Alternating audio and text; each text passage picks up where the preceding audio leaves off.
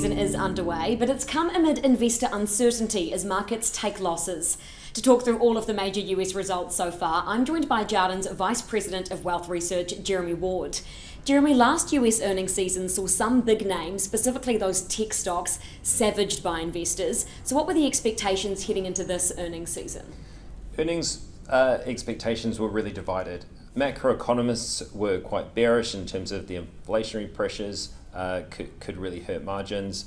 The bottom-up analysts were actually quite positive, thinking that they could defend those margins. So who's surprised to the upside and also the downside so far? The upside was seeing strong results from US oil integrated player Chevron. Their refining margins were very strong. Also, Amazon, surprised to the upside, held up well on their e-commerce side, plus their cloud business continues to grow strongly. On the downside, we saw US big box retailers Walmart and Target issue profit warnings. They really struggled in terms of the mix, in terms of sales, and also their inventories that they're holding. Also softening PC demand, so Intel suffered also. Looking overall, what are the emerging or ongoing trends that all of these major US companies are really grappling with at the moment?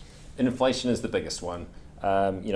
Can these companies pass on those inflationary pressures, whether it be wages or input cost pressures, onto their consumers or their customers? Also, we're seeing interest rate rises, so that cost of capital has increased. Lastly, probably the ongoing sort of supply issues and managing those inventories. As we've seen, doing a good job was Amazon, doing not a great job was Walmart.